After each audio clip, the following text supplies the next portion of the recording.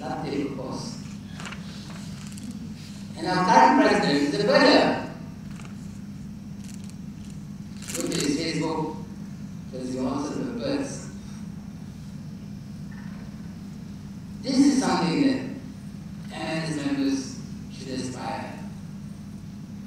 And in retrospect, I regret that my 30 years of life as a forester, running around the forest for 20 years doing forest inventory, I did not develop the expertise. I wanted to specialize in what? No? Leeches. I started collecting leeches, I started studying them.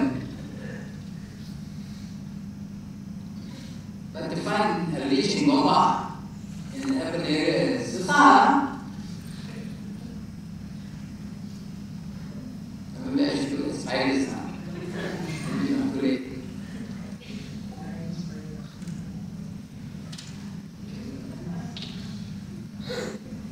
The beauty of matter, the description birds and the behavior were so apt and delightful that it stimulated interest to further bird watching. See how lovely these birds are? Lovely couple. Yes, wild husband settled over there. See how lovely these birds are? Lovely couple.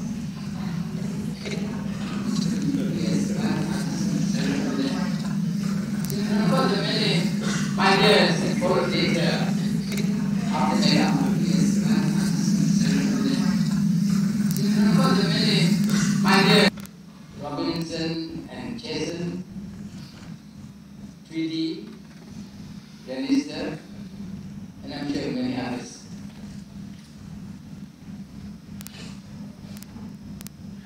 In 1976, we reprinted Adult Book.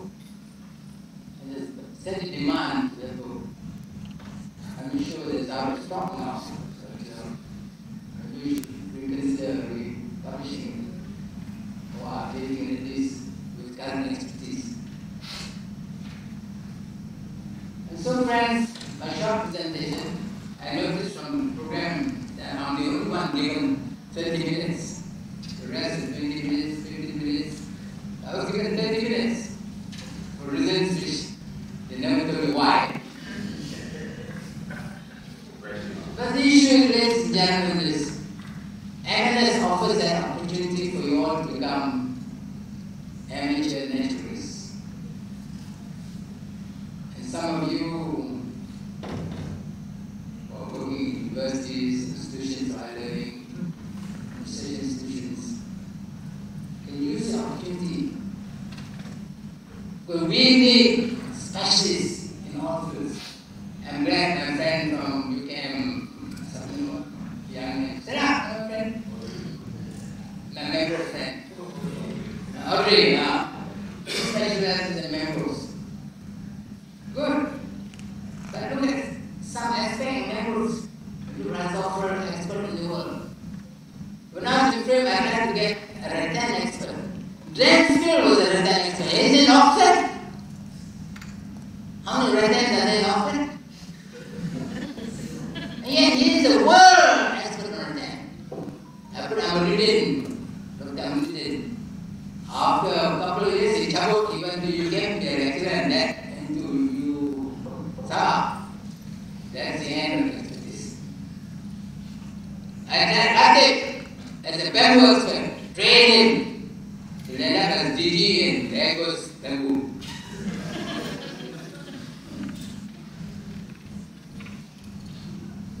We need to produce experts in every field of fishing. Fishes, how many fish? I don't know.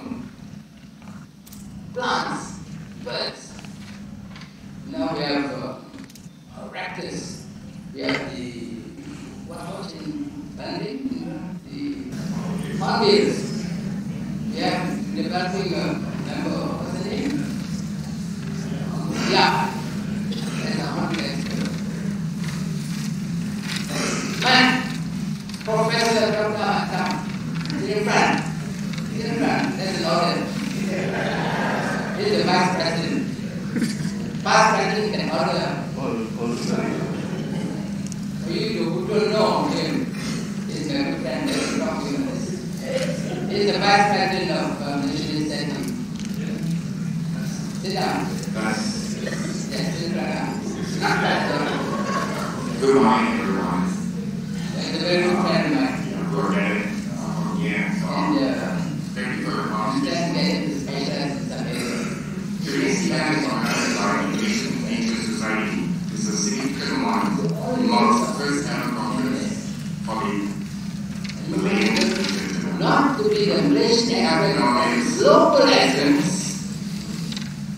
from a diverse of sorts or plethora of organizations of natural pioneers who have covered almost every deep space there is in Malaysia. Giants and legends nature conservation. How we them as a day so you said that the forest is not correct. Yes, and just probably right. But eminence organized all these activities. You can't have the degree. Like approaches like a radiant crowns. Any sudden moves or disturbance from any of you. So please bear with us as this is a few days to that. At the back of the program booklet is a program itinerary. That provides a guide to all our friends. From now, I wish a pleasant day. Without further ado, I will start this morning's conference. We allocate about 5 minutes to this. It's my great honor and privilege to introduce to American Assembly of Elders, Dr. Muhammad and Shahid amazing gentlemen for a third speaker. We pray not for a friend with all means and himself, and for others lawfully.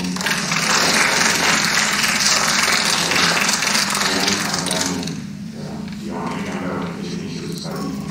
So the thing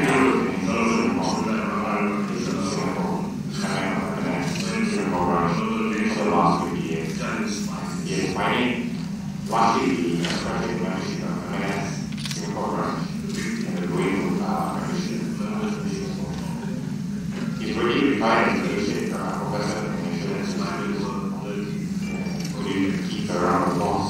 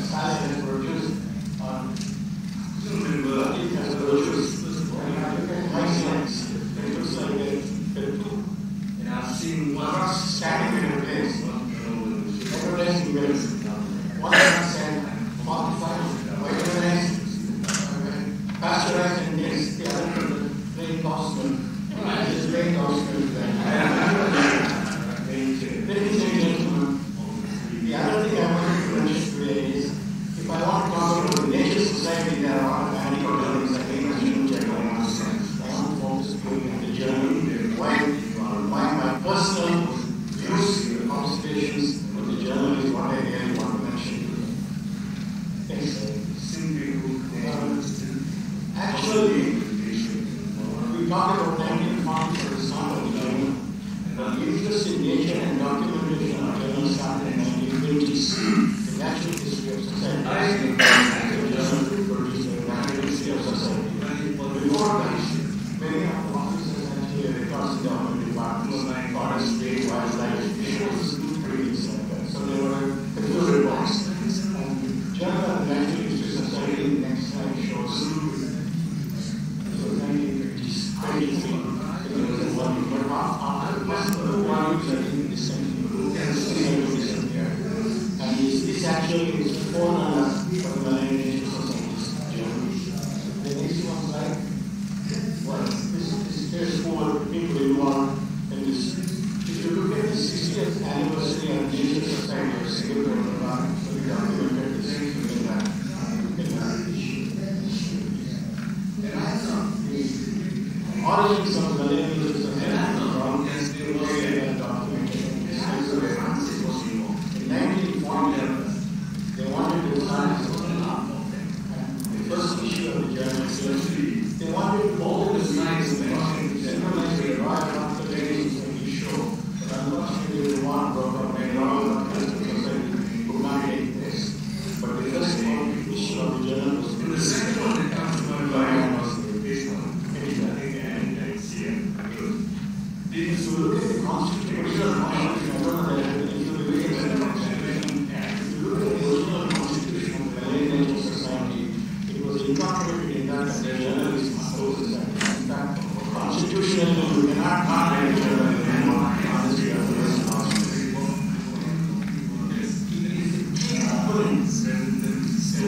It's one connected to members. It's one that has produced and increased members.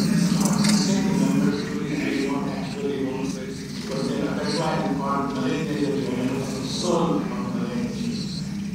And that was one of them. And it was the lifetime of the menace. That's why it produced members. That's why it's continuing interest. I think the journalism is such a fundamental issue of the society. Next one, please.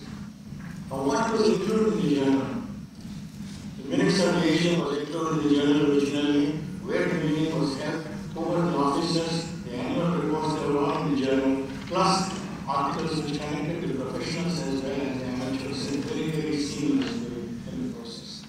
Over the years, the content changed. And I think in Latif's talk, he has actually, sorry, I can't sit down. Alexa, you can make.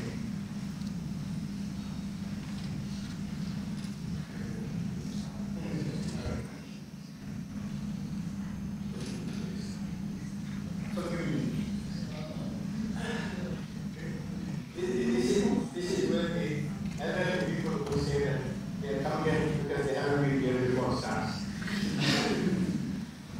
What happened is there was a change in the content of the journal. And as time went on, slowly the journal became a little bit more professional. And very importantly, what happened is once it published in the journal, it became publications and books and subsequent issues. There a time has come when there were other publications like Malayan Nature Research. One time we had Louisiana, came into the picture, and the Malayan Nature Research continued, and these publications to go. Therefore, the content of the journal has been modified, and it became a little bit more intelligent in the process. And sometimes, I think by the time we enter on the scheme, expedition, we changed to a situation where we started copy-table books. Copy-table books looks pretty, but the content was a bit thin sometimes.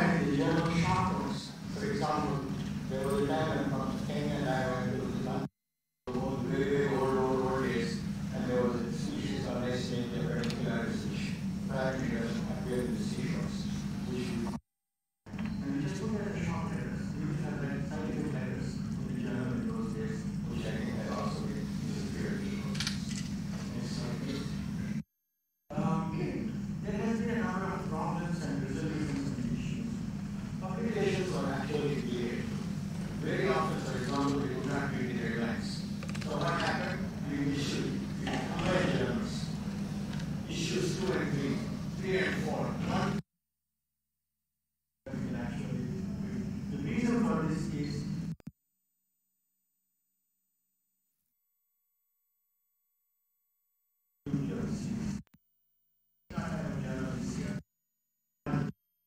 because if you do that, it's not very public issues. I think Julian has already mentioned about the special issue on the daily process. Then we had books. There were, Sally mentioned about words. Meta first appeared in the journal, and the journal was subsequently became India's other book in the process. Then, I think if I remember right, it was the 20th publication where we decided that we would index the whole previous issues in the process and we produced an index of this journal. And there it was. Somebody once came to my office and said, "Oh, can I know something about Pula Hour? Come to Malayan Nature Journal. You look at the Malayan Nature Journal, there was not Pula Hour, there what was present in the Pula Hour, what was the situation, what was the geography and things like that. Then there was ethnographic things, Orangasi, Puna Pusam things, there were these issues were also mentioned in the journal. Things like this. Now, you mentioned about mega words. This is not the same kind of pretty slides that I have here, but if you notice that in the volume 2, which came in 1947, which is immediately after the war, there was a mega words which is there, and then subsequently became a documentation and a book of issues. There have been quite a few of these major issues in the process. So I think this is again kind of something for us. I think Professor Latif has already mentioned about how we can forward in the future to the republication of some of these issues. This, I think, is and these are discussion issues we have with this national parks issue. We have a whole issue devoted to national parks, and we highlighted the national parks in Malaysia.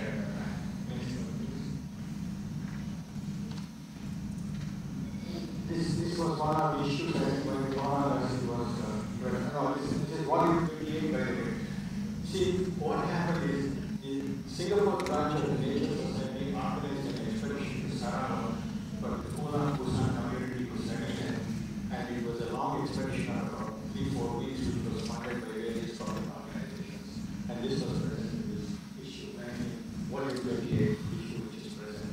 And if you really extract these things, you can actually have small booklets which represent the particular lifestyle of the Punans and things like that. These are the kind of things we should be doing in the future.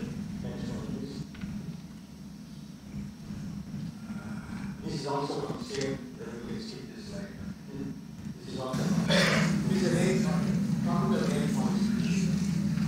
One of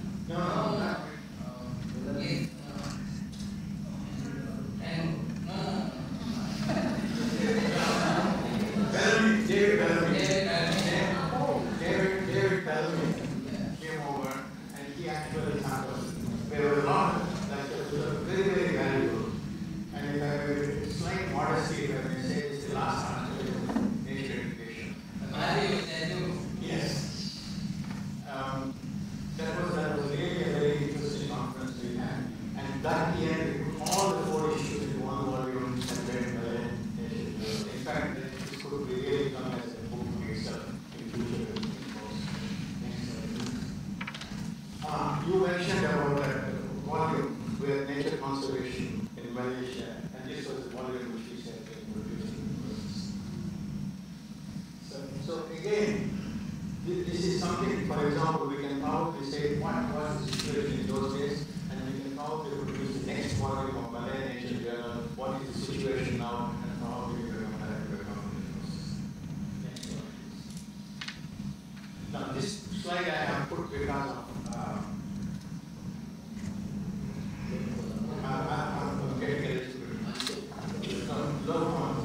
the reason why I have put this slide was he was one of my mentors in the very, very early days when I started in Malayan Ancient Society. He told me, he said, Dr. Rani, you just come here very new, you don't know this region very well. In this region, you are not from people. If you have a good idea, you go behind the desk and you put it on somebody's desk. 2 months later, they will probably say it's their idea and produce it. And I think he was one of my gurus. And he had recorded, I had about 7 or 8 retapes of bird recordings with him. And unfortunately, all those, I don't know where they went. I got it cleaned up, I did it. And because the nature societies in Singapore and Malaysia, we can't have continuous offices, sometimes documents. Sometimes we don't have continuity. Sometimes we don't know where things are. Next slide, please. Well, the latest Malayan journal we have is all the way a lot of documentation is very scientists and actually all the papers you notice I don't think you can read them, I can't read them either, but I'm sure I noted all pages of 1975.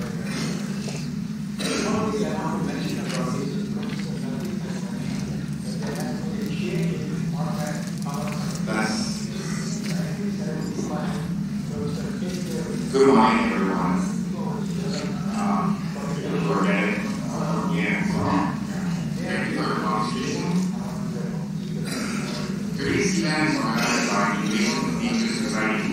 It's a significant one and marks the first ever conference for the Malayan Institute. We have in our midst chieftains from a diverse sorts of cultural talents that represents various conditions of natural histories. Pioneers who have taught at almost every deep spaces there is in nature and global level. Giants and legends in nature conservation, I will introduce them as the 8 persons. Meanwhile, they are sitting just comfortably right in front of me in silent anticipation. Like approaches like a radiant crowns, any sudden move or disturbance from any of you. So please bear with us as this is a two-day event. At the back of the program,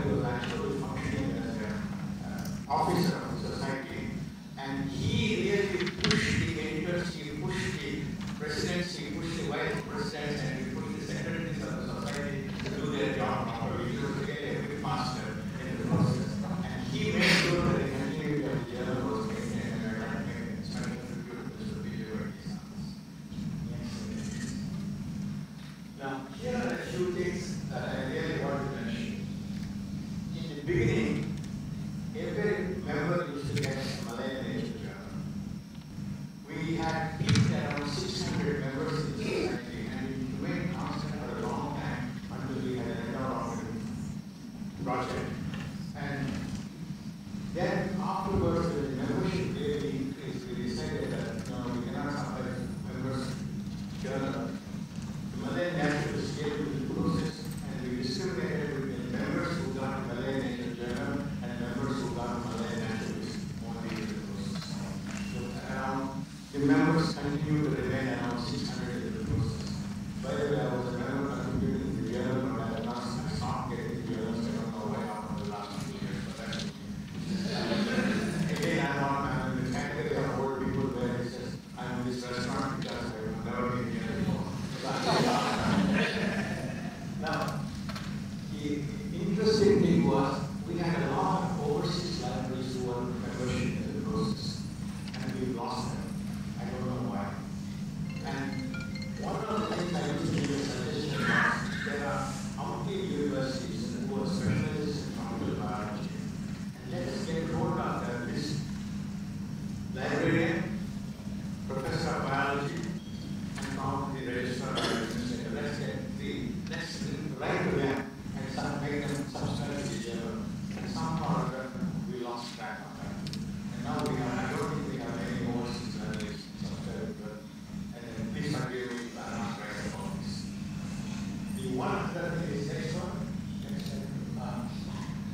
These are education institutions I wanted to support, which somehow or other we lost track of it.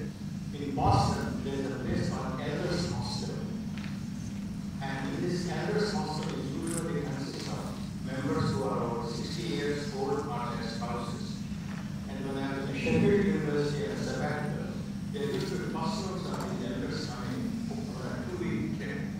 And on this 2-week trip, it could be anything. It could be tropical mosque, whatever it is, something they had at that time. University lecturers used to give them a lecture in the evening, and then they used to go on a field trip. And this really felt this is what we should be doing. University lecturers used to give them a lecture in the evening, and they used to go on running courses. This really felt this is what we should be doing. And then so this unfortunately, there was also running courses, and he said, no, we only want to do universities. I said, look, our society is probably better than any university you have as far as this field is concerned. And I've shown him the two issues of the journal, and he was convinced that we would probably do this. But unfortunately, what happened is they wanted to know how many steps to the bathroom, what is the square area of the members can be accommodated, and that really turned out our staff members to be able to do it at home or to continue to do that because they wanted too many questions. And this was before the Personal Information Act has come into the picture. Then the other thing was, at one time I made sure that the branches, each of the main branches had got one full set of journal. Any branch that a member of more than 50 members has a full set of the journal up to that stage. I don't know how many branches still have those journals and how many continue to receive future journals and where they are marked and everything. I think that this is one of the other problems that we have. Now, one of the thoughts I had was, the Nature Society operated on one field, each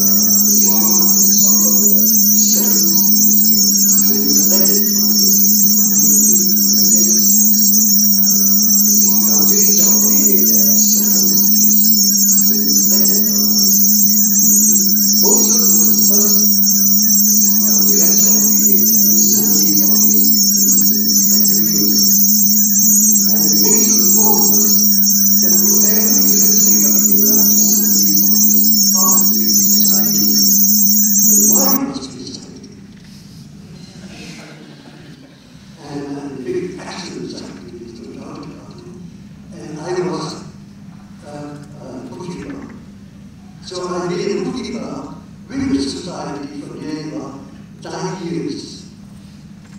Then Shannon Damo, the famous accounting firm, is an ordinary auditor. That's something about the society. And interesting part of the society contributed immensely to the country. Very few people knows about it. In the old days of you and I, we had this Maha exhibition. Maha exhibition is known as what was that? Malayan Horticultural Association exhibition every year since 1920. And they gave us a place in the Maha exhibition where we had a stall. And what we did was, I'm going to charge the whole thing. We put a stall. I got a lot of Chinese teacher artists draw a lot of very interesting flowers and everything. And at the same time, we get a lot of membership as well. And we are beginning to get at the time membership from the university, not from the university, from the schools, and from also the government department, government directors and so forth. And what we did again was in 1958, 53 to 58, no, 52 to 55, we went into the dark cave for 3 years. Nature Society, IMA is a documentary. I didn't know all of you know documentary, and Nature Society and IMA. Together, we went into the dark cave to re-map the dark cave maps. We went in, I together with the dark we went down, when the second cave, rode down nearly 1.5 feet down, and then we looked, we came at them, not doing teaching. And the first time we had to crawl all the way to get maps done. Having the maps done, what do we do? Then we did a survey of the dark caves, the fauna survey of dark caves for nearly about 3 years. All the collections that we collected, entomology, philosophy, were sent to Bishop Museum by Withdraw. And the book was published by them. And it was only last year, I received a letter from the Bishop Museum Entomology Division saying that they are still going through the collections, particularly the entomology part, and they found quite a number of these species again. So the collections, the huge collections collected there. And at the same time, we did another thing, the Nature Society, IMR, and Withdraw, the United States Army Medical Research Committee, we managed to convince the relation, photographic department to do a film on dark days. And the film took roughly about 3 months to finish. And the film, 3 months finished, so we about 40 minutes. And that was the first time the Malaysian photographic department took the film to Paris for exhibition, and he got a few gold medals for that. Now this again is contributed by the Nature Society. Another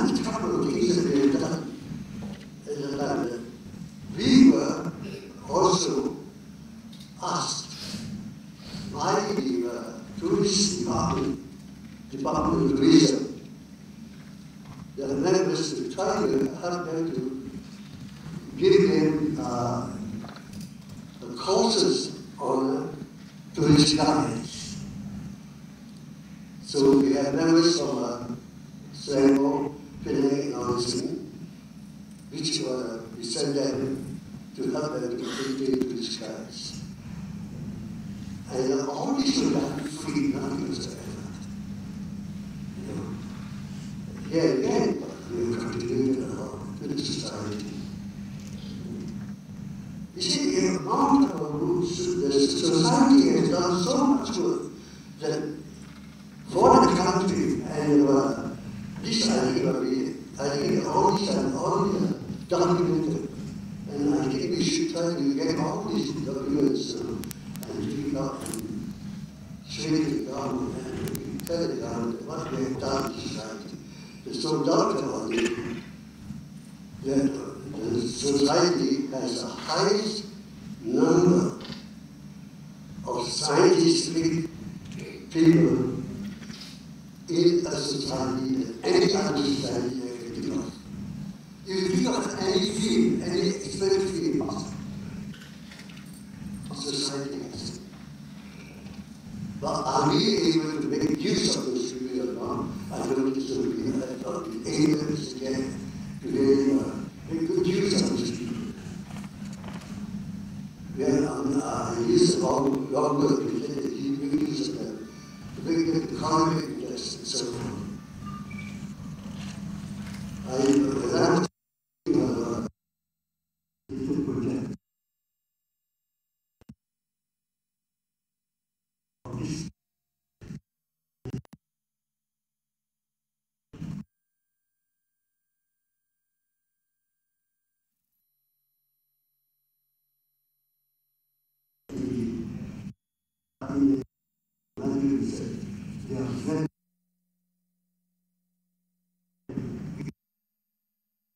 project.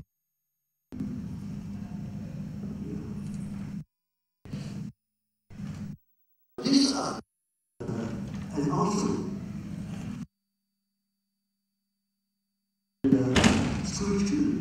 it is compulsory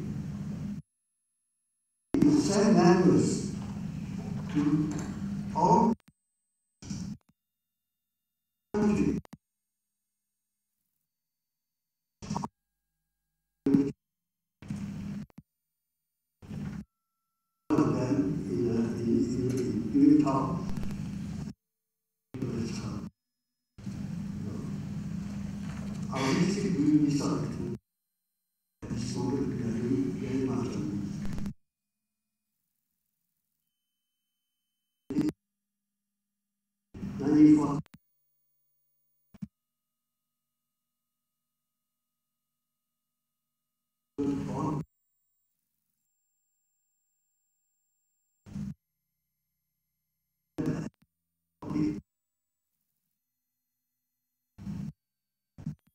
Talking to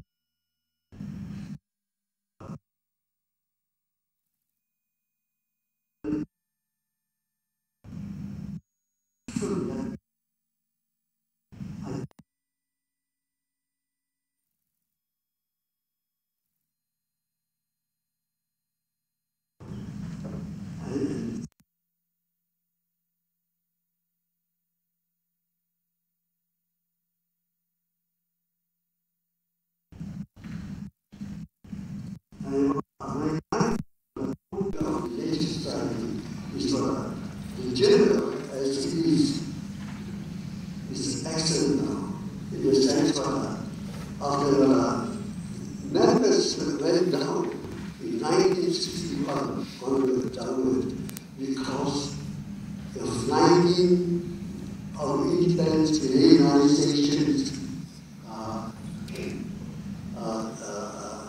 schemes where a lot of expatriates left the country and it went down. But in 1961 onward, it was taken up by a local group of people. It went shoot up to as much as 600 Romans again. And these were really, at that time, I was still helping the Native Society as committee members. But in 1960, I think it was 1960, Native Society managed to get based in the museum, where he got into the museum and he got lineage. He's a fantastic person, as I mentioned just now. But he runs a whole show, very well done, you know. And then Alison, Oli, and all these people left.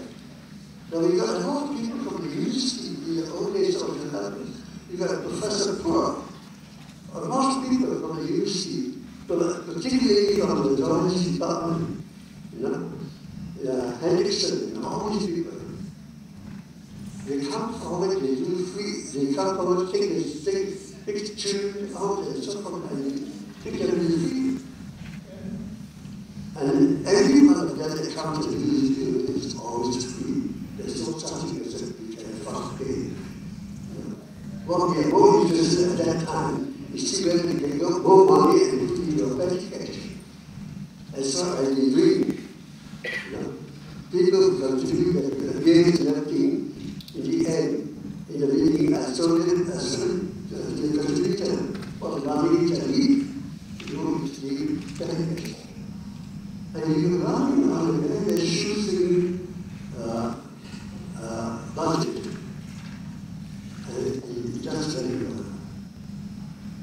But I noticed after 1960, our religious society has progressed because of more professional people coming in. And most of the professional people that came in expanded the society and getting more members and so forth. Resulting, you know, that they, what we are doing,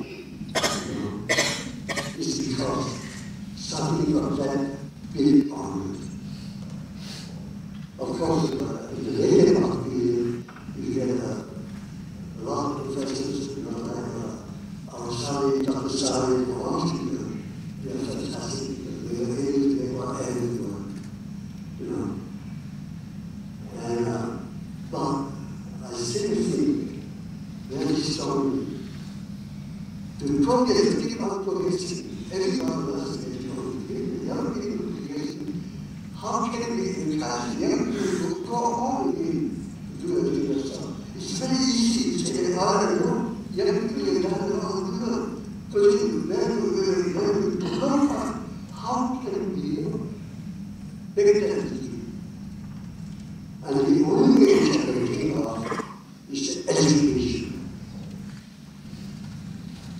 Education is very, very important. And it sustains the society and the general for years to come. But it is never people, which I'm sure they can do it, is to find out the way how can we encourage them. I think I have enough issues.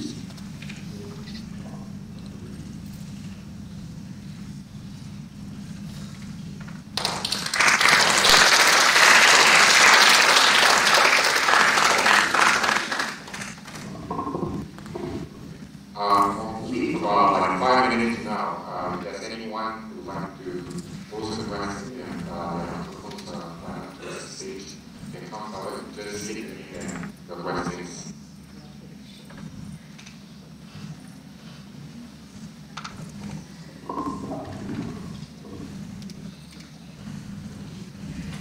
This is only to address on the false because this morning with encapsulating whatever is transferred on the first.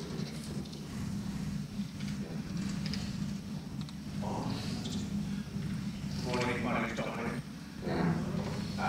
The question you get to our speaker about the importance of education. I'm new to Malaysia, I've only been in the country a year and a half, I've only been a member of M&S since February. But I really would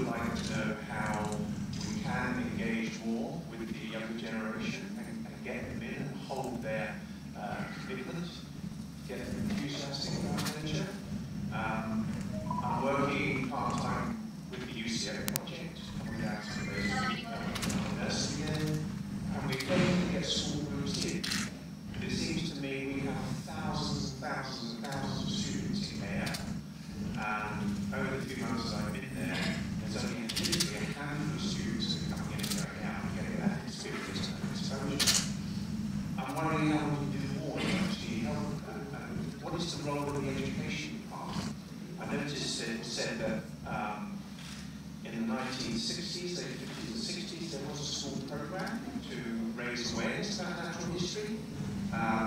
Is that still going on? And what can M&S do, and what can members of M&S do, perhaps, to harness that enthusiasm, perhaps even going out and presenting talks in schools regularly? Could we do that? Very entertaining questions, but I'll probably take it back to the past in terms of from the speakers. In Asia Journal, will very much in terms of the periodical and natural history days. I guess that falls back to the program within M&S, yeah. I would say there's a difference of here, but anyways, I'll just, yeah, I'll leave it up to, that's it again. To any of the speakers and to answer Thank you, Mr. Thomas, for the question. In M&S, I believe we still have nature clubs in schools. We have, I think, 800, no? 400. I remember before it was 800. But still not enough. We still have great opportunity to communicate with the schools and get the young generation. You are 1,000% correct. We need to get the young generations. And I think the group is the parents. Many parents are concerned. They take the children to supermarket. I didn't know the name also. Rather than go to friend or to call a family park. We have often and education lessons and we have a beautiful one in Kate. $4 million paid by us.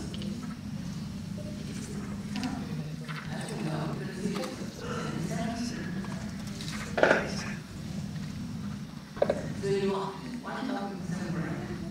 But the key to my mind is parents. And parents are not successful. I lived for 30 years in Britain after I finished prison. Okay, good. I thought I was wrong. It's about the business in the country. I had so many relations and I didn't go for But now you have to pay 3 ringgit. What's 3 ringgit? You go to Pakistani or Pasar Malam, you pay 100 ringgit, you don't pay. Think about that. Bring your children there. Let all your children walk barefooted on the grass. We don't do that anymore. Our tradition in nature has disappeared. That's unfortunate. That could go on and on, but thank you very much.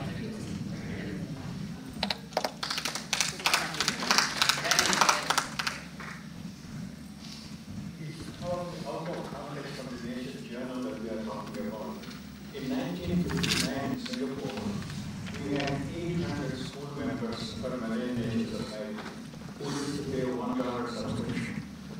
And we used to organize, even if it was a film show for them, something related to nature, and they were very enthusiastic. By 1961, that 800 became 80 members. Why? Because the Education Ministry said that if all school groups must be accompanied by a teacher, and many teachers they really want to spend their weekends, and weekends are the only time available for the teachers to go. And they said, look, I'm working hard for the whole week, but I don't want to spend my weekend into the process. Then the school started nature clubs. The nature clubs in school did not go on beyond the school compound. They used to count the grass in the school compound and they used to count the grass in the process. That's one problem we had. The second problem we had is in education in biology. We are coming to a stage when any biologist needs a DNA sequencer to tell the difference between a cow and a sheep. Because the whole biology is becoming so molecular nowadays that they really don't really want to start to really know about nature or species and things countries which say that, oh, we are sustainable. What is sustainable? The only sustainable organism in this world is a plant, which can live on photosynthesis. And nobody really wants to know much about plants. What do you want to know about plants? How am I going to do genetic engineering of the plant? And what is genetic engineering? DNA sequencing, molecular, gene editing.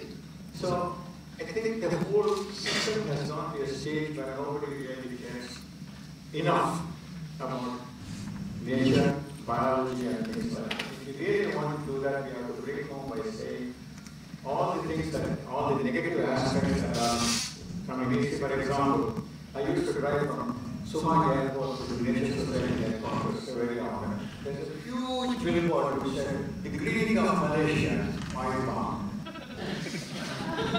So, it's a multiple issue, and I think we have to address that from many angles rather than just either parents or children or schools or teachers or something. It's a huge problem, and I don't know yet what solution, but I'm just trying to tell you the difficulties we encounter in the process of this education.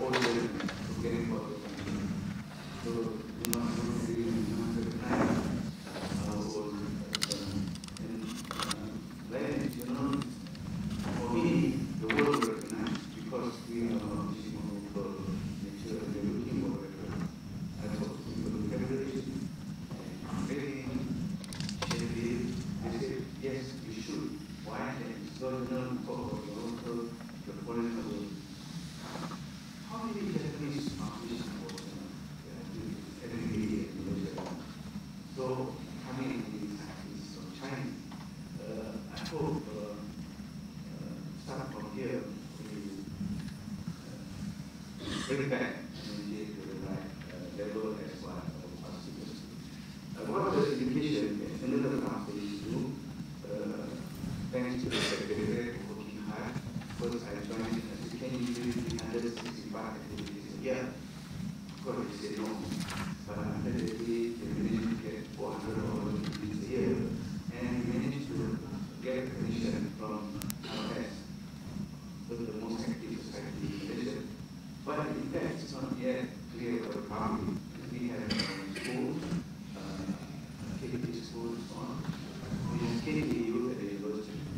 And then as Nabi said, not many people are looking at this kind of nature.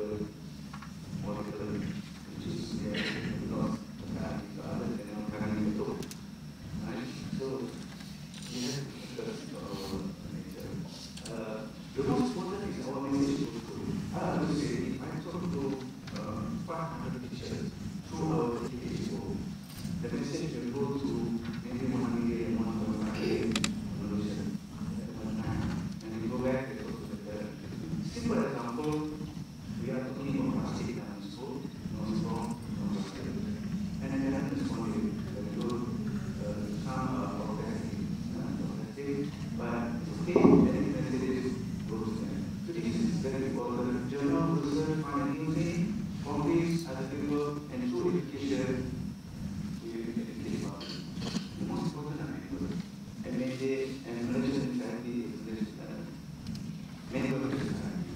Every member should contribute to what we are doing. So I hope after this we will have an era of NJ and MN so that we can sit well to the problem. Thank you very much. Thank you, Ron. We're going to take a short break of 15 minutes soon after this. Stephanie will probably start in terms of how you guys back to the to the conference. We can take it to break.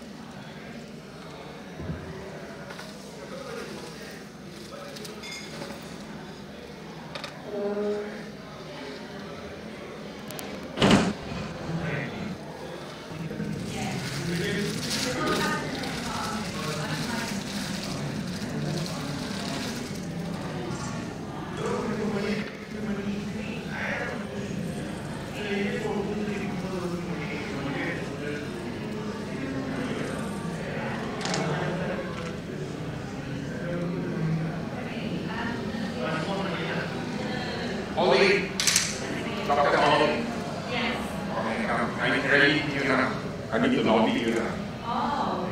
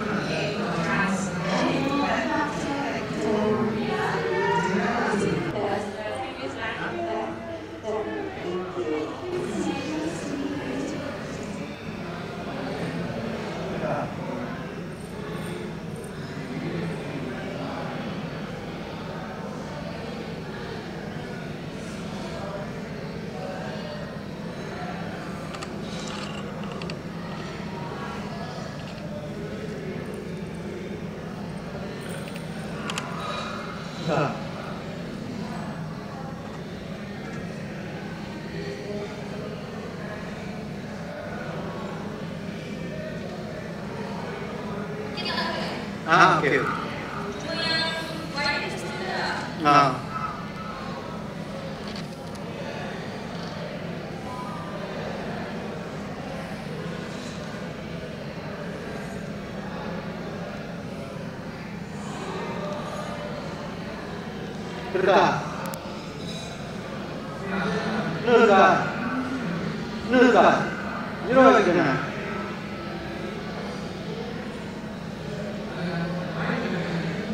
Testing 1, 2. Testing 1, 2. Still coming, is it? Off the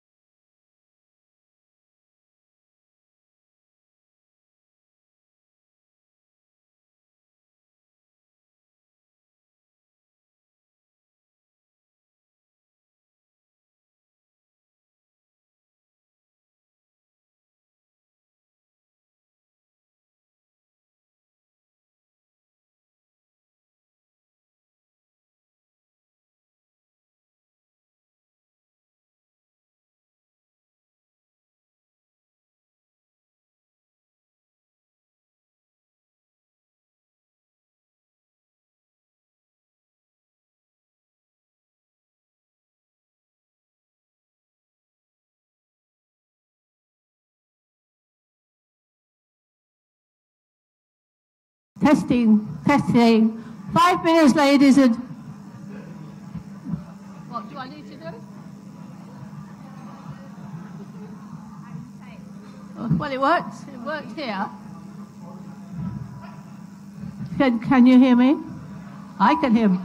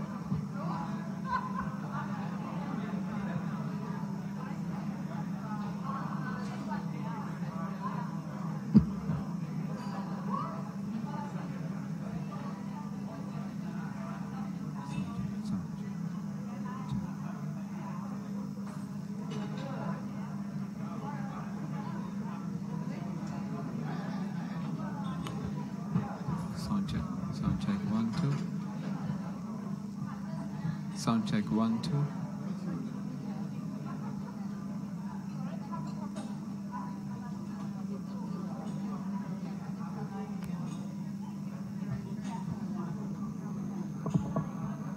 Hello, Uncle.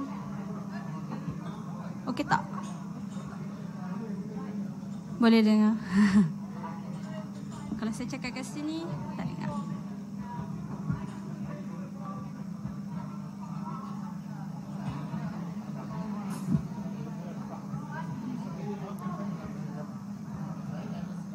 Aha.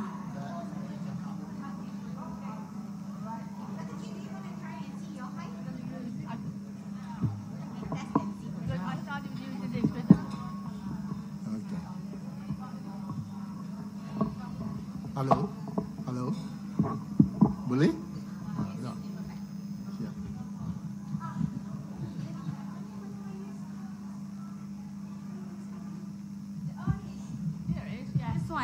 This one, dia kalau ini nak kuat sikit sebab bila dia orang cakap dia boleh cakap macam ni, so nak tinggikan. Yang wireless ni nak tinggikan.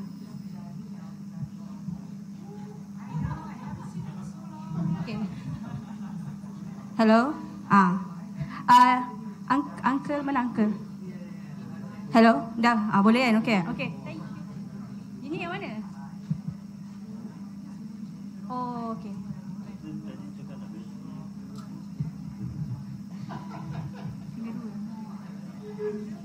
Okay. Kejap, binti apa?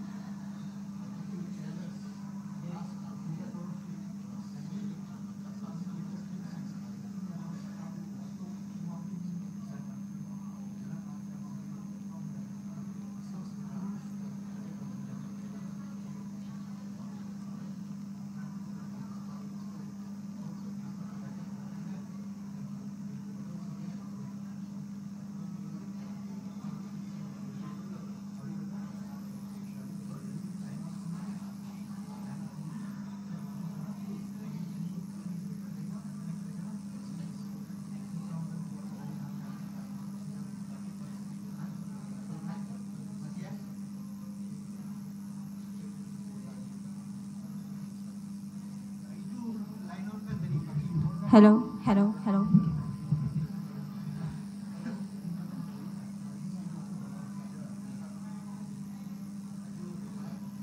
This one?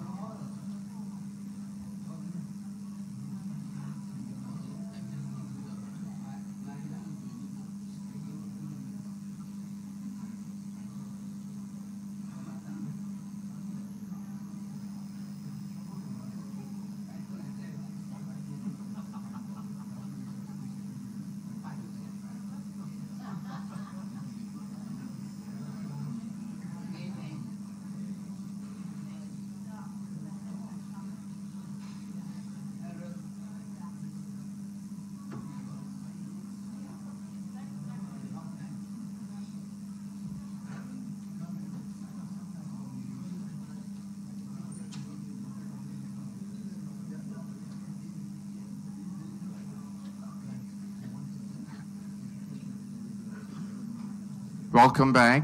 Okay, we're going to begin with the second half of the morning session. Okay, yeah.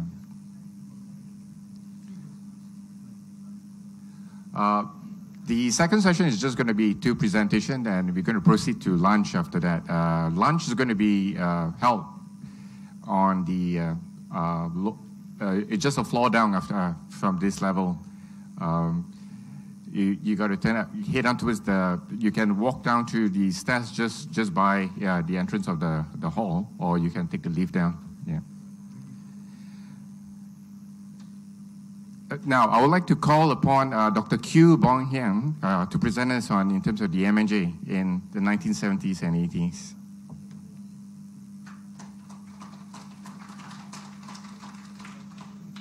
Good morning, everybody.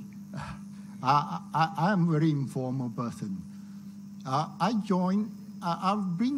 give you the history of my involvement in society to the time where I retired from the society.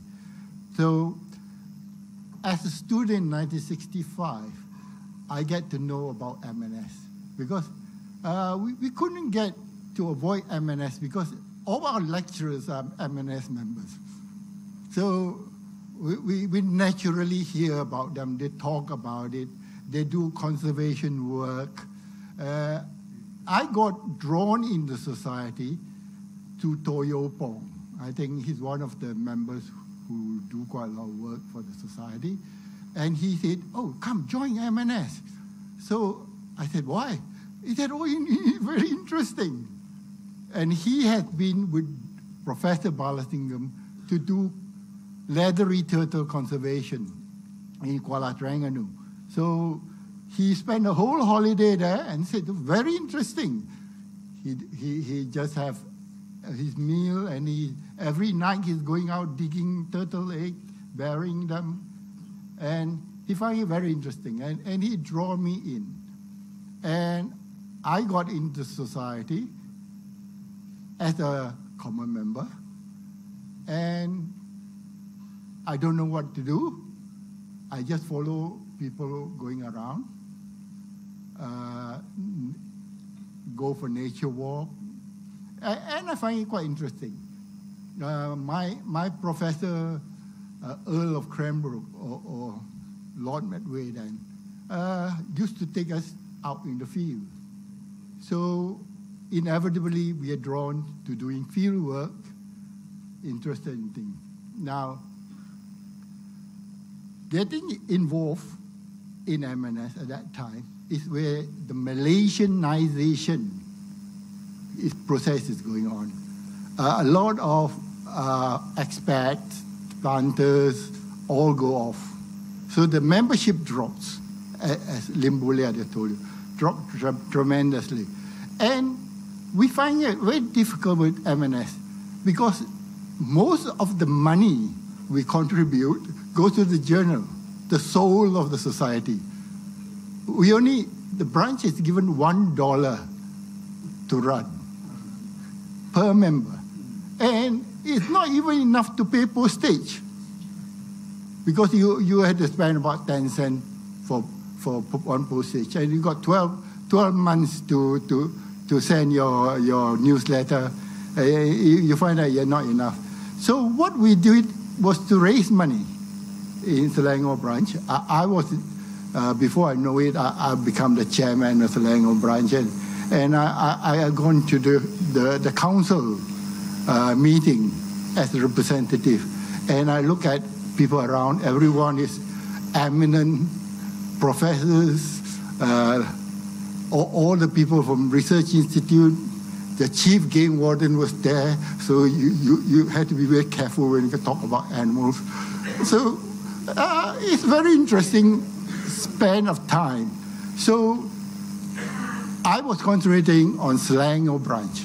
Selangor branch, by raising money, selling Christmas cards, we draw Christmas cards, we print them and we sell them, and we sell T-shirts. We raise money, and with more money,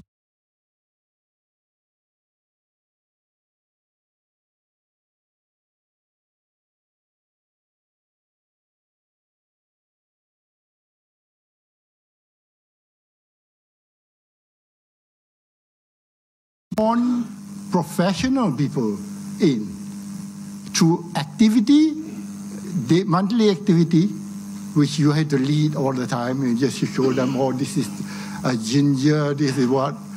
Even you don't know, you pretend you know. And of course, with botanists, then they would tell, taking out the bag, they would tell them more. And the group of people dedicated them to service the non-members. They are all people working in the office. No, they're young people, 20s, 30s, 40s. Older people don't join us because it's too tiring. So we built up our membership to 600, 700 odd through about 10 to 20 years time. I think Selangor branch is now the biggest branch in the Solo organization. When KL split, we still join KL and Selangor together. We not split. Now, membership-wise, we're doing quite well. As the Selangor branch get active, generates media attention as well. So other places get to hear about it, other branches start to get active as well. So the way to develop is through media. The media, working with the media is very important. If we run a field course, we ask the media to come. We show you what we do. And they write it in the paper, and it get interesting. People get interested. As a member of the society, we also write articles and contribute to the press. They take pictures and things like that. And it stirs up interest to non-naturalists. They become naturalists in that sense. So that's one thing. Now, being active in a branch calls for a lot of commitment. You end up going in the field every weekend, and I must thank my dear wife for tolerating me running away from the house all the time. Forget to cook her lunch and cook her dinner. We just go off and do the work we need to do.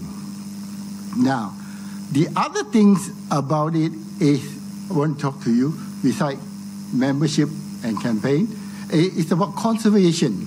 Conservation. I was conservation member for more than 15 years after Muhammad Khan, and with the chairman, Toyo Pong was conservation member for a while, and then I landed up somehow unknowingly to be a conservation member. Now, in conservation work, it's political.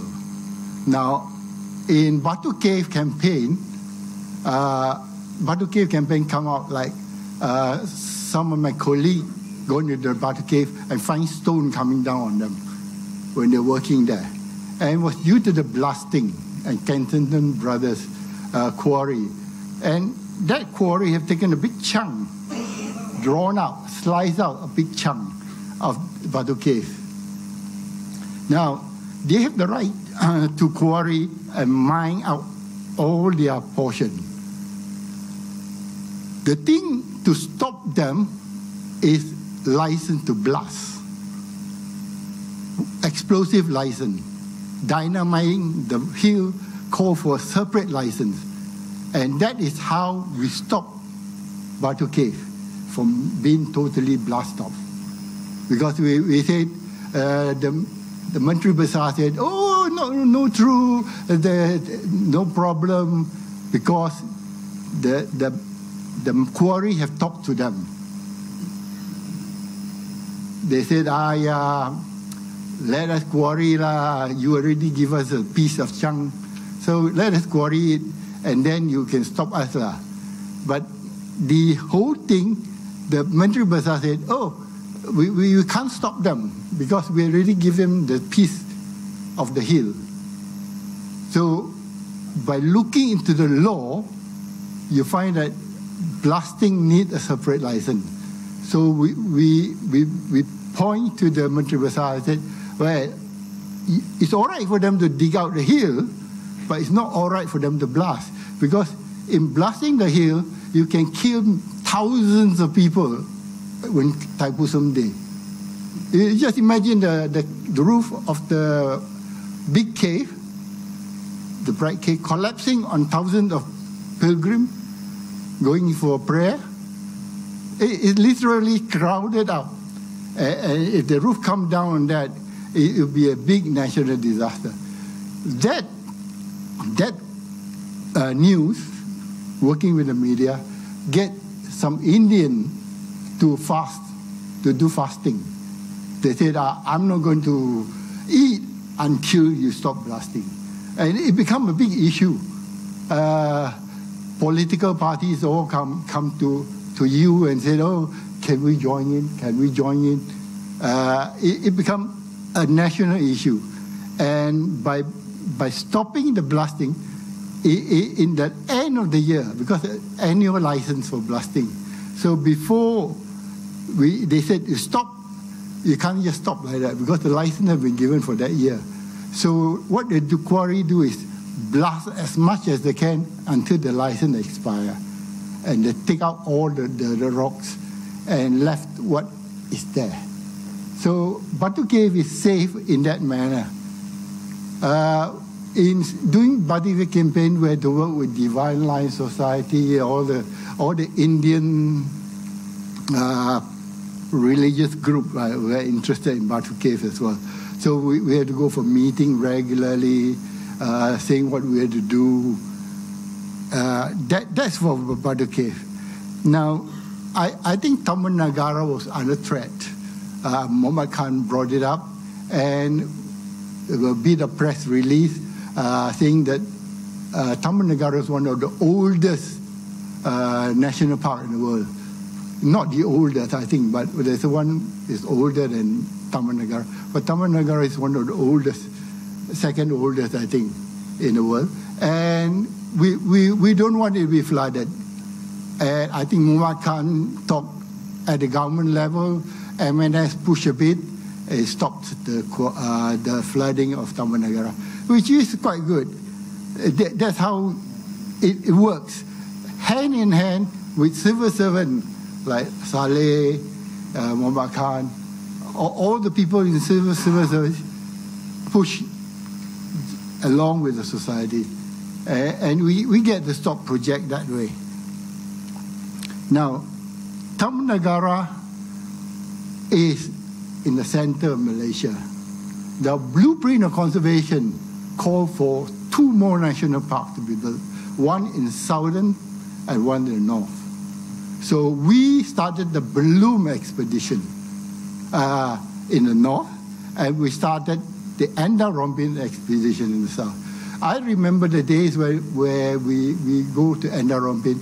I was driving a rickety Land Rover from our department, and we go there and we talk to the Datin, the Batin. The Batin said, yeah, we'd be interested to conserve our forest as well. So they're willing to help with a little bit of pay. We subscribe to them. We bring petrol in. They got boats to run, and we start to do. But it's quite interesting culturally. The Orang Asli do not cut the forest the first day. You say, oh, let's chop the forest. He said, no. We had to have prayer first. Respect of the spirit of the forest. So after praying, they have us to build the tent, build the camp, and we run the expedition for 1 year. During that time, I was in Enda Rompin when I'm not lecturing. When I lecture, I can't run away, you know.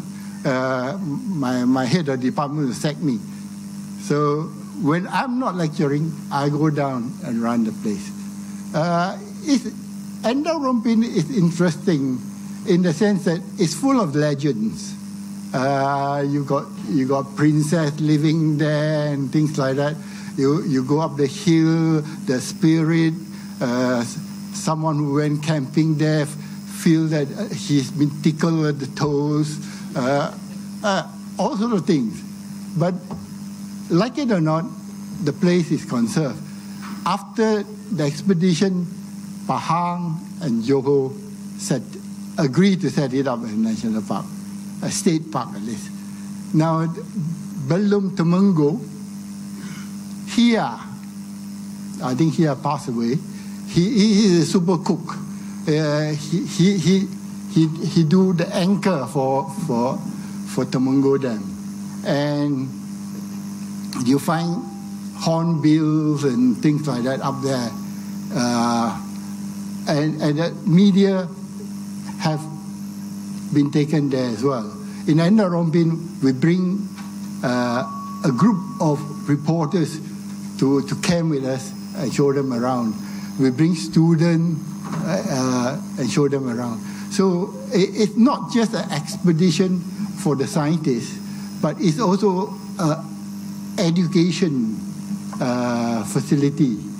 So in Malaysia, in East Malaysia, you got the Mulu expedition where WWF fund.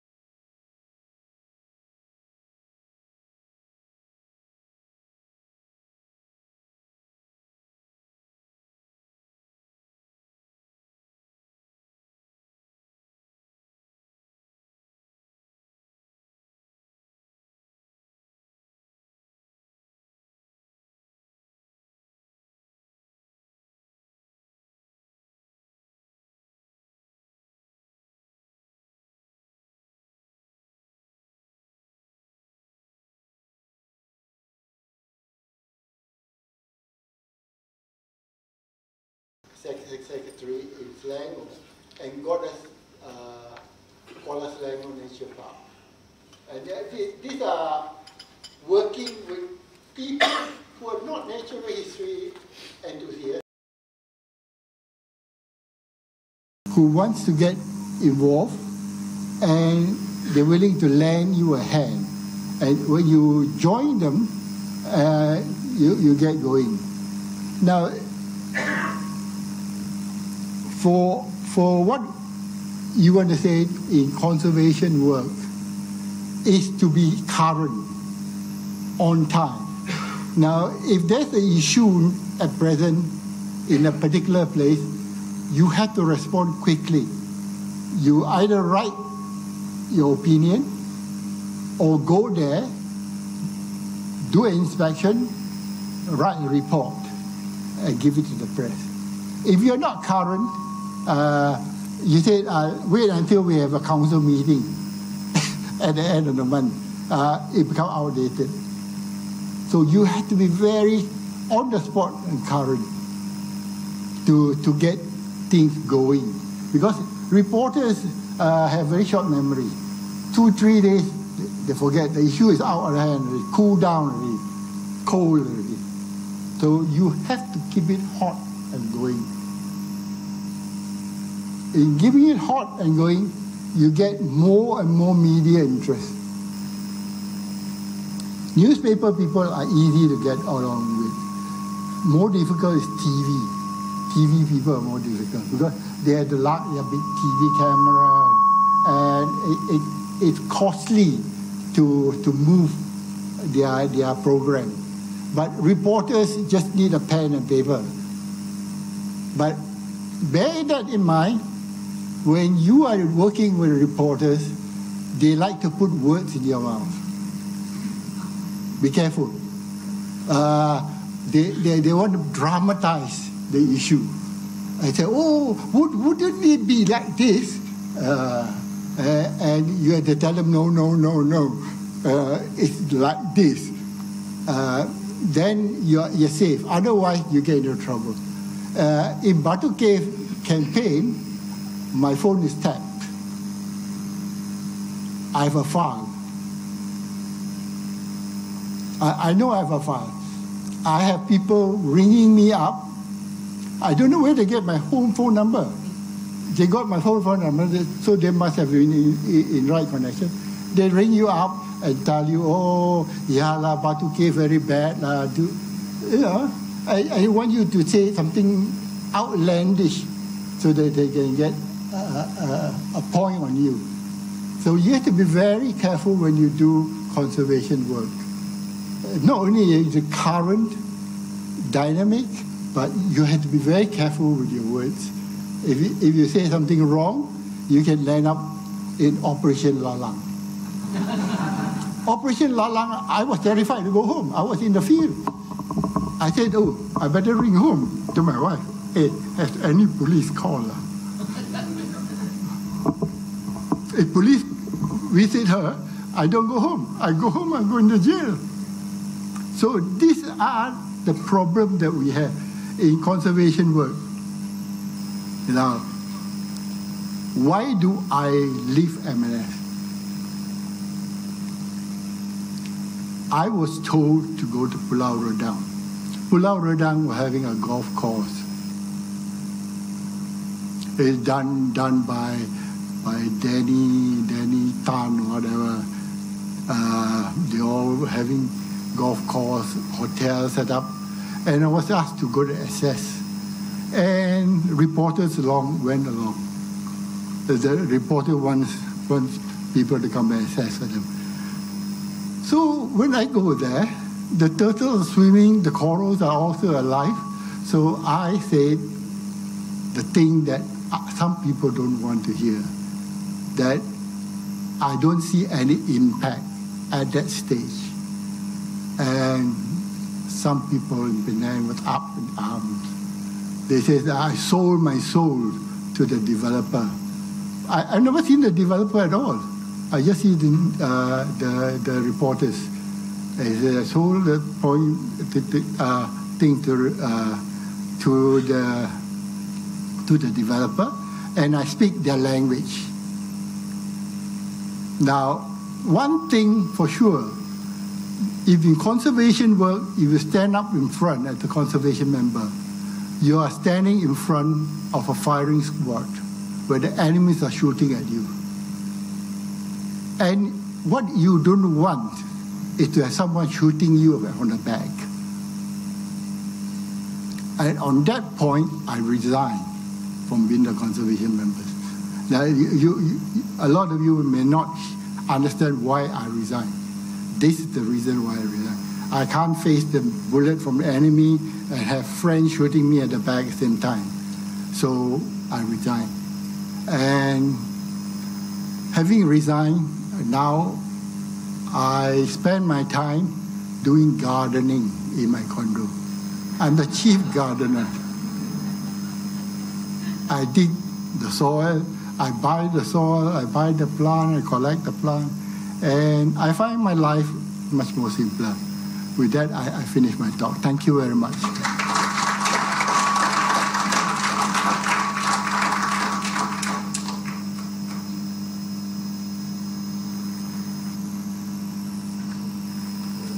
Yeah, thank you, Dr.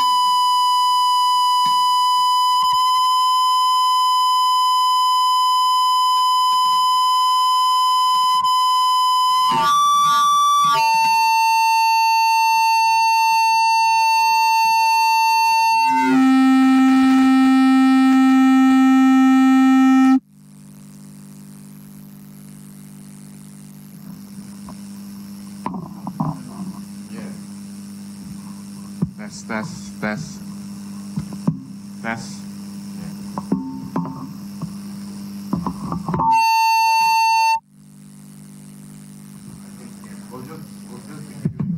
Hello.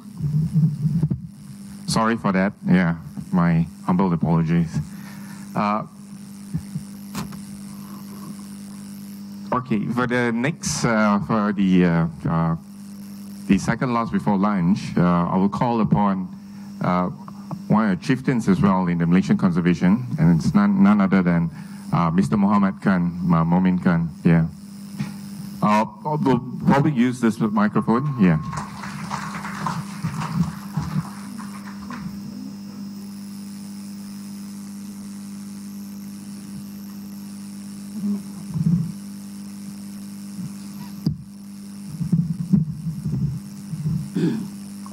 Assalamualaikum warahmatullahi wabarakatuh. Salam sejahtera. Ladies and gentlemen, before I begin the points that I've made for today, I'd just like to continue a bit with the Malayan Nature Society. I mean, I was also conservation member, like Professor Yu Bong Yang and others. I was conservation member for 6 years actually, and we did a lot of work. Batu Cave, of course, we had to see the Muslim, and I don't know.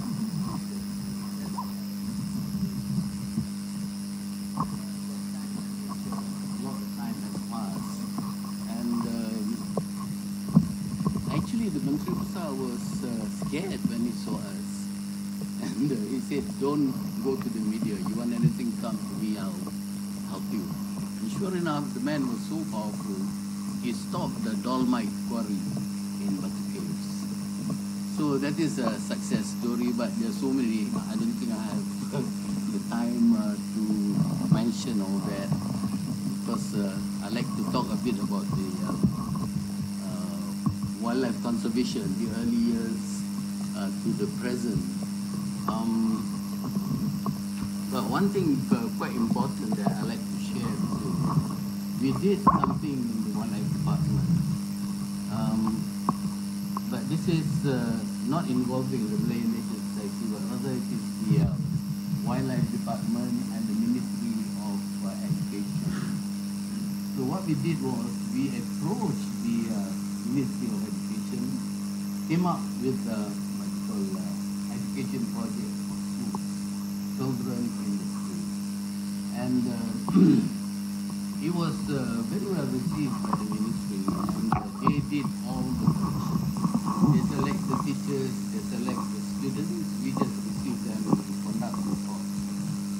And this went on for a long time. I was very happy about it, but it was such a long time ago, I don't know what happened. It's something worthwhile doing if, the department is not doing now. You mean like it's take the students into the forest, you give them 4 days of camping, and the teachers are there, and teachers learn about, camping in the forest, about the forest, and about what the department is doing. So the Malayan Nature Society, I think, can easily take that up. It's a challenge, but the Ministry of Education has money. I think they can do all that. So with that, I'd like to go to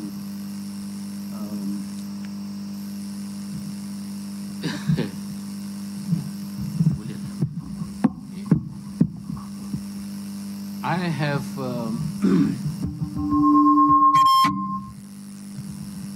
I've decided to talk a little bit since I was told by Luis and a few other people that we should try and bring out some of the historical work that was done, and I thought one of the things that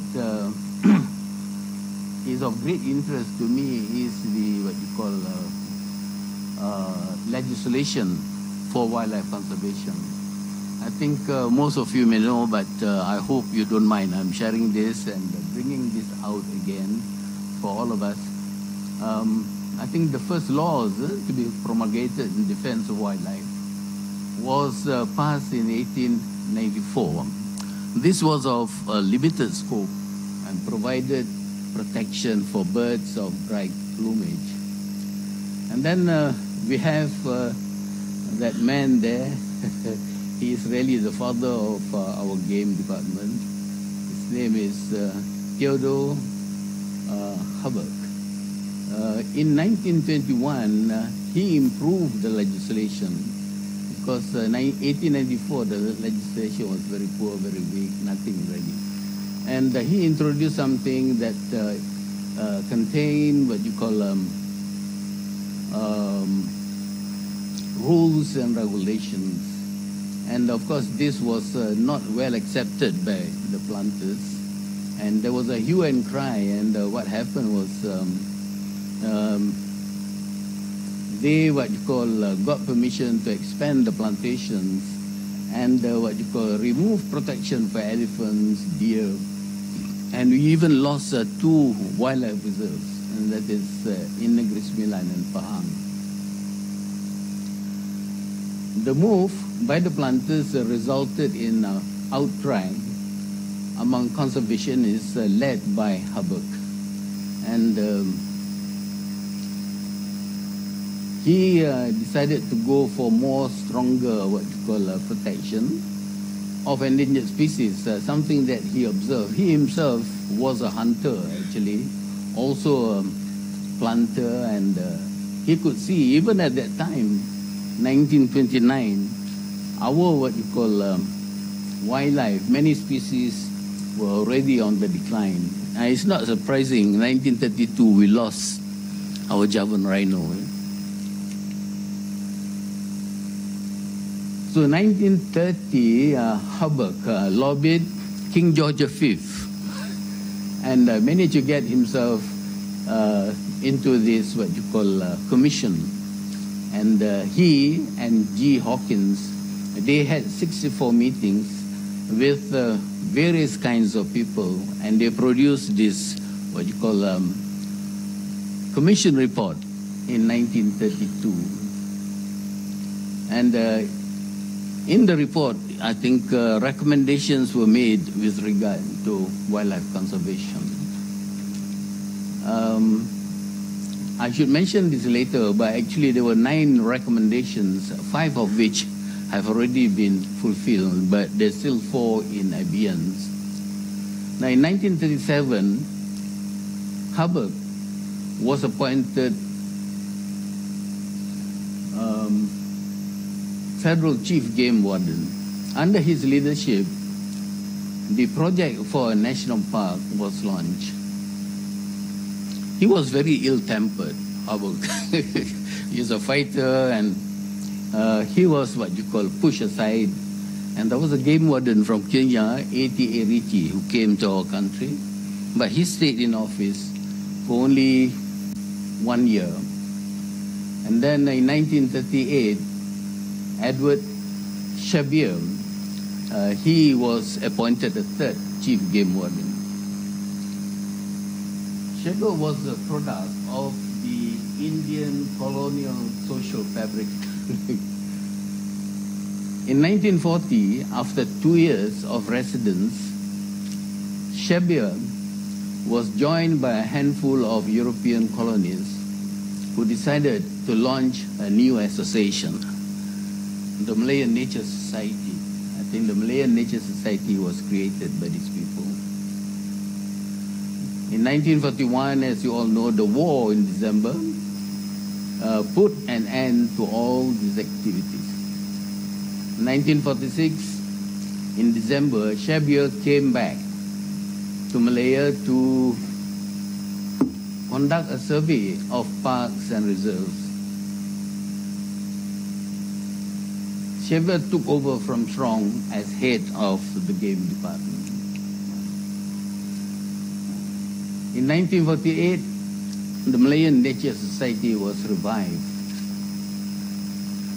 In 1951, a meeting was held to discuss the future of the game department. Some British officials were inclined to hand it due to what you call financial reasons. But Tunku Yaakob, member of agriculture and forestry, also a member of the Malayan Nature Society, carried on with the work of the game department.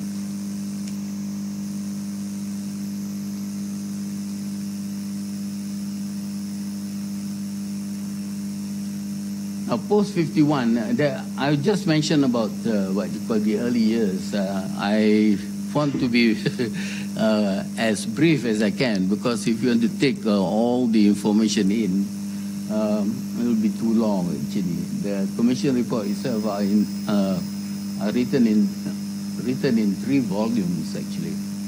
So that very briefly gives you an idea of the early years.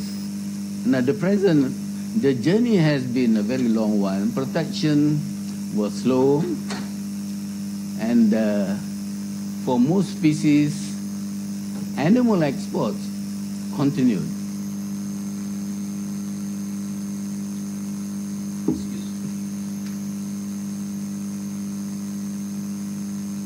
Licenses to export was easy to obtain.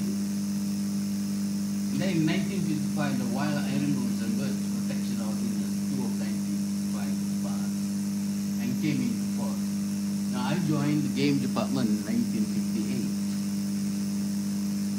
and learned about how to enforce law from this law, 1955. And went on working in the wildlife department until the end of my service in December of 1992.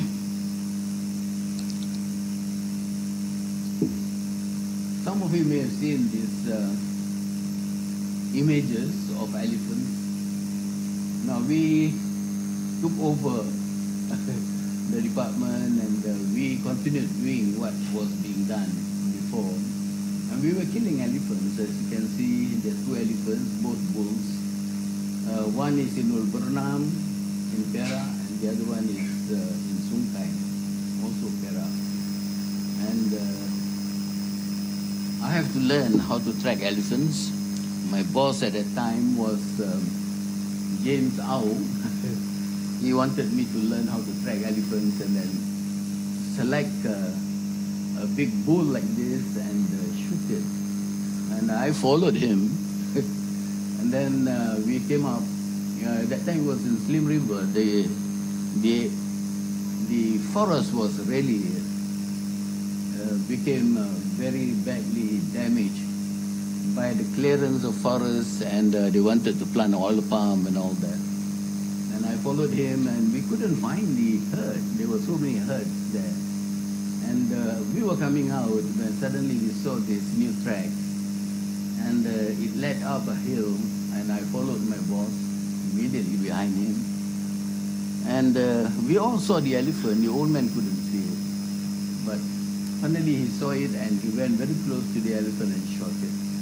The elephant was dead, there is no doubt about that. But he ran and wanted to give a second shot.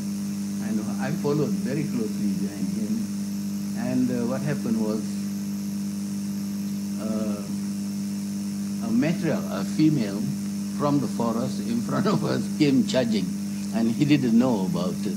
And I was shouting at the top of my voice, and the sound of the gun, 470 rifle, was so loud, you could hardly talk to anyone, nobody will hear you. So very lucky for my boss and I, the elephant was shot and it dropped just 7 feet in front of us.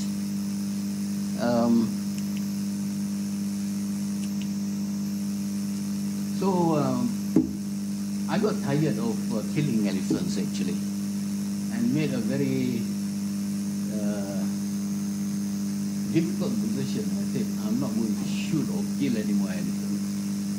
And instead we started catching them and we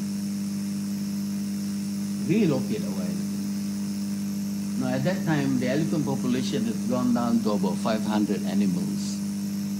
And I was very scared that we might lose our elephant.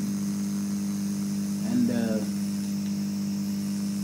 it was very dangerous. As you can see, this elephant, I remember the height, it's 9 feet 2 inches at the shoulder.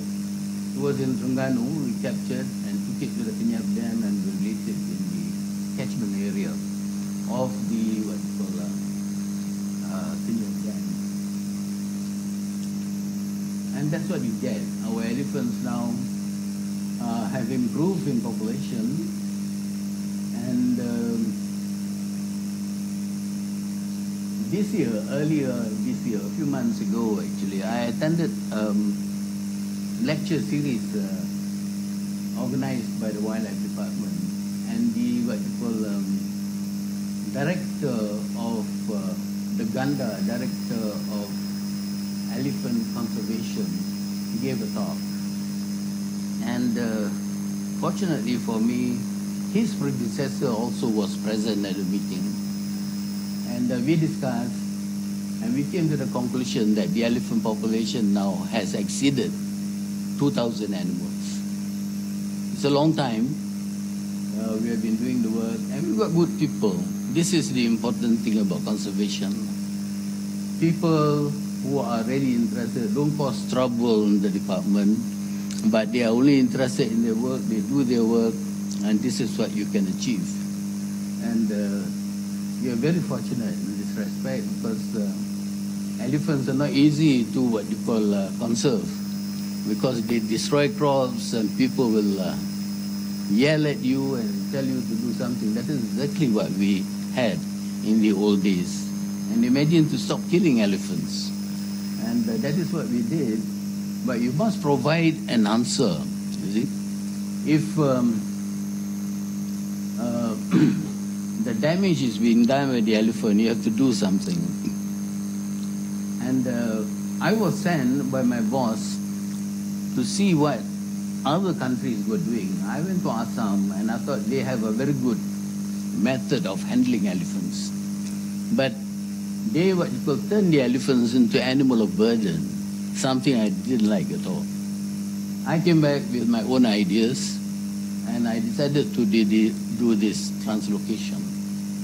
And it was very dangerous for my men actually. They are the most dedicated. I would call them unsung heroes. And we were able to do it. And other species should be the same, I think. This is my top ranger, actually, the man nearer to me, Salihuddin, Haji Salihuddin. He's really the best. And that is what we have in our forest. You see here, poachers from Thailand. And they have people who supply the food for them. They don't have to come out of the forest. And would you believe it, they are in our Taman Negara. And what you get is, you see there's skull of a rhino. And the steel wire snares that they use. And they cut our timber, even in Taman Negara, to pitch their tents. You can see the damage they do. I don't know whether this is something that you would be interested in doing, you know. I'm not asking you to do something, you know, without the blessing of the wildlife department. You should go and see them first, talk to them, and start a project. Like I mentioned just now, for this what you call nature conservation, with the children. I think this is something more serious. These people don't have guns, that I know. I worked for 7 years with my successor, Datuk Musa Nauruddin, and we logged 55 cases during that time. Now I was told the cases have exceeded 100. And this is something that we should get involved, especially you, because of your interest in conservation. Sure, we talk a lot, but at the same time, I think we should go to the field and do it. And no problem is unsolvable. We should be able to do it, I think. That is the damage. I brought this map. I don't think you can see, but that is where, encroachment in Taman Negara and then also in Terengganu by these people. We shouldn't allow this to happen. Huh? I hate to use the word shameful, but it's really shameful. And what happened? Our Sumatran rhino. I was working with the Sumatran rhino. My main area is elephant actually, but it so happened I was appointed the chairman of the Asian Rhino Specialist Group, and I had to cover all the Asian rhino areas, including the one-horned Indian rhinoceros, the Javan rhinoceros, and the Sumatran. And we were doing very well. Musa was really good, and we got money, and he provided the staff, 66 wildlife rangers, just to guard the areas where these rhinos are found. And it was very hard work, and the Rhino Protection Unit's director is now the Director General of the department. He was really good. I was working with Musa, Kadir, and also with the program officer of IRF, International Rhino Foundation. They provided the money, and we were able to do it. And we succeeded in breeding the rhinos. Unfortunately, not in our country. It was done in Cincinnati Zoo, and now Waikambas in Indonesia, they have transferred the technology to Indonesia, and they can do it. But it's really very difficult to conserve the Sumatran rhino. Indonesia has lost more than half of its original population going back to 1986. So I don't like to predict anything, but I think it's a very difficult job to do. And ours is gone. I'm very sorry to say that. Sladang is doing better in captivity. We have about 60 animals. We brought in babies, actually, babies like that. We went in, captured them, brought them, raised them, and then they bred in captivity. That mother there with the young, she was captured when she was very, very young. We raised her and then bred her. So at least in captivity, we are doing all right. We can do it. But in the wild, Sladang is not doing that well. We may have maximum, I think, 200 animals in the forest. That's in the wild. That is the Crow Wildlife Reserve. Tapir is another one.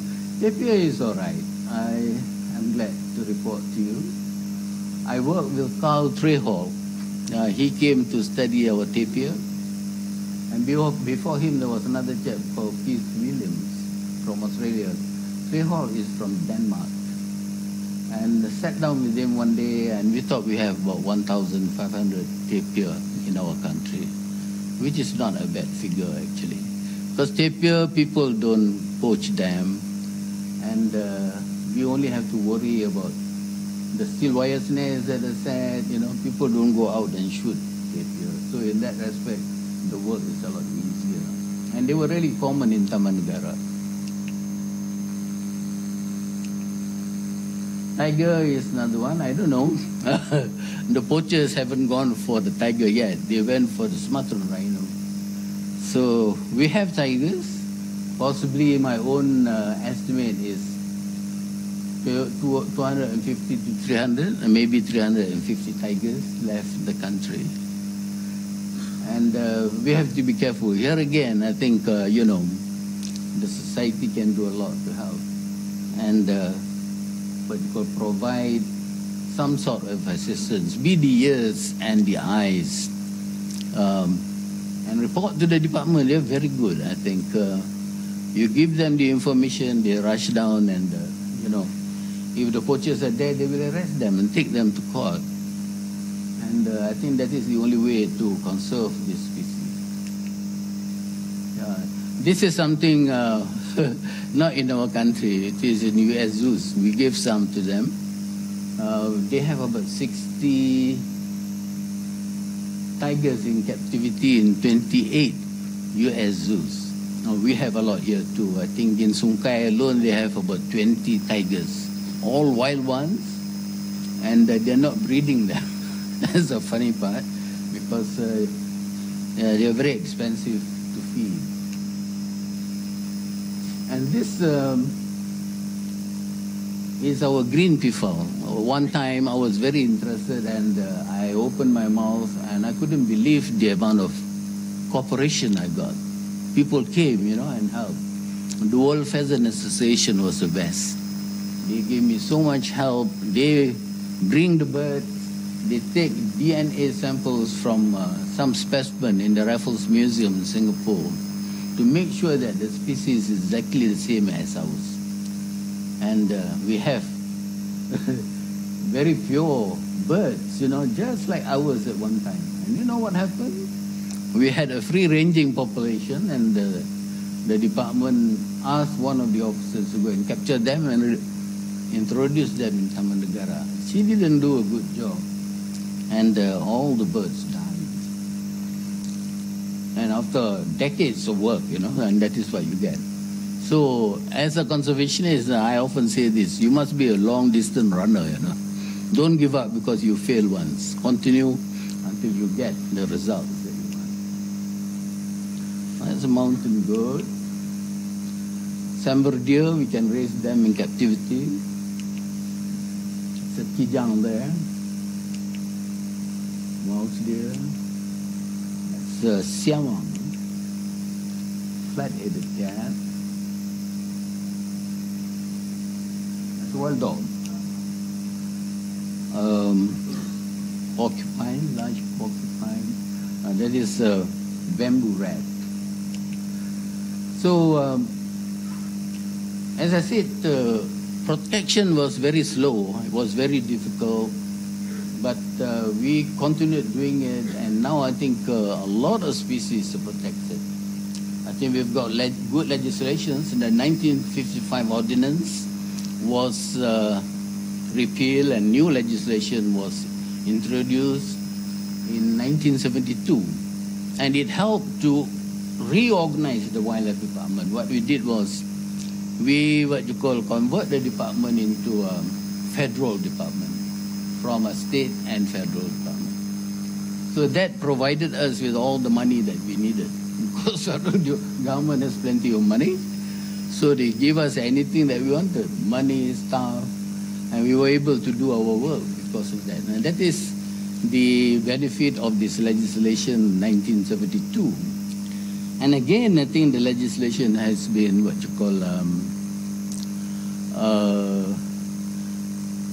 amended. So that is good, these people are interested in that. But still, I think we cannot sit still, and let these poachers do the damage. They are there, they are waiting, they are watching, When you stop, they will do it. They will start and do the damage. And I think we should do it, this is our country, We need our wildlife heritage, and I think the society can help. I hope, the president and the members of the society.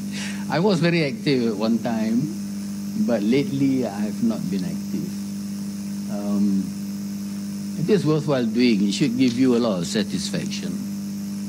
We still have forests. According to the Wildlife Department, about 44% of Peninsular Malaysia are still covered by forests. And now I think the Ministry of Primary Industries is very interested in increasing the forest cover to 50%. What better news can you get than that? You know? So let us work together. You know, I think the only thing we have to do is to follow the proper procedure lah. Don't go and offend them. That's the last thing you want to do. And you can really achieve a lot and get the results that you want. My time is almost up. I just want to mention one thing. Apart from the legislation locally, we were also involved in CITES. CITES came into force in 1976. Malaysia became party to CITES in 1977. We have been very active. From then to now, actually. We attend all the meetings. Expensive, no doubt, but they pay for you to go and attend the meetings. And CITES is very important. It is the Convention on International Trade in Endangered Species, the Wild Fauna and Flora. And we have been, for example, the arowana fish that comes to mind, to me especially. I was working with an officer from the Fisheries Department, and he told me about it, that our people have successfully bred the arowana fish. But they cannot, export the arowana fish. And they were more or less smuggling their fish to Singapore and asked me to help. So we did it. We went and asked the CITES Secretariat to help us. They came to Batu Pahat to look at the farms. And, in time, they gave us permission to export our F2 specimen. That is to say, you bring the fish into captivity and then you get the babies, F2, specimen. And you can export them. And this company, I think soon after it was established, they were able to export, made more than $10 million in a year. And now I think a lot of other people are also doing it. But that is business, but we were also involved in putting endangered species on Appendix 1 of CITES. I did that for the ocellated pheasant and the milky stork. Now, the milky stork is worth mentioning. I'm sorry, my time might be above limit, but the milky stork, that species was down to just 4 birds. Can I take a few minutes, Stephanie? The milky stork was down to 4 birds in Kuala Gula. And what happened was we were so worried. So I put it on Appendix 1 of CITES. And at the same time, we were lucky. Singapore seized about 7 or 8 of these birds from Indonesia. And they gave me the birds. Bernard Harrison, good friend, old friend. So I gave it to Zoo Negara and they raised the birds. There is one chap there called Tunku Nazim. He was very good. And we had a few hundred of these birds. And now, some years back, I think we have been putting these birds back into the wild. So if you go to Taiping Zoo, you can see our milky stork. And they are really from this batch of birds. They are free-ranging. You can see them anytime. But the most important is Kuala Gula, where these birds come from. And there too you have free-ranging populations of the milky storks. Now just one more before I go.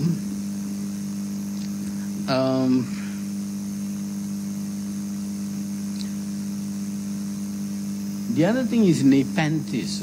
I mean, those of you who are plant experts, they want to hear about this.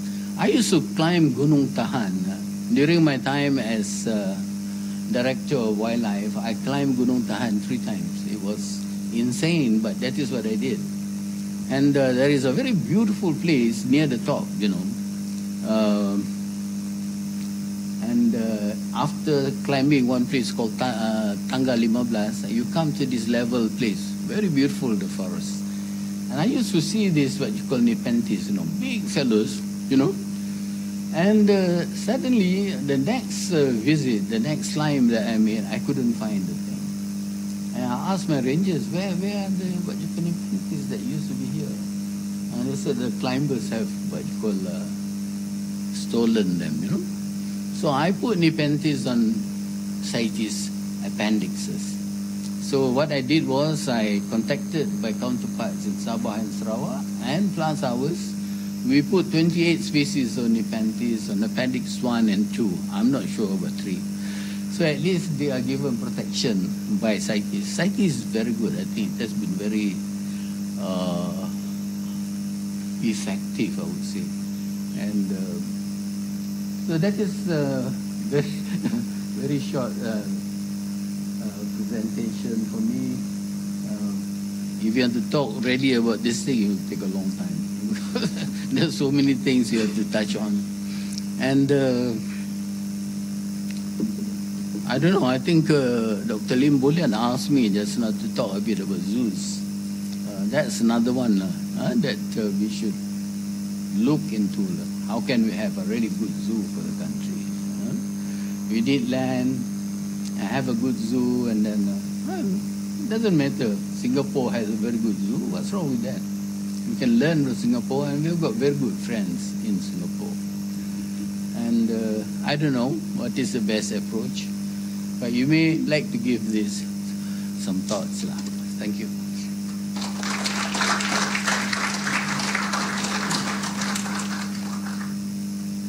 Thank you, Mr. Muhammad Khan. Yeah, that's very insightful.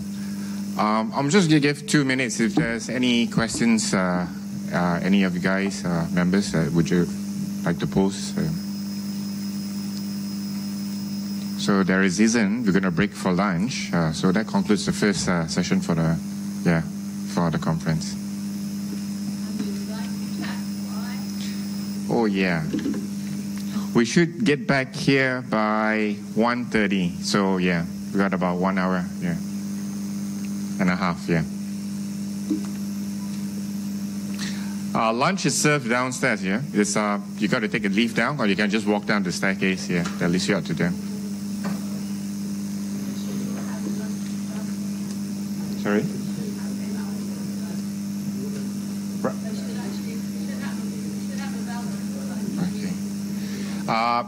Those of you who do not have a voucher, you can just inquire from the front to get your voucher,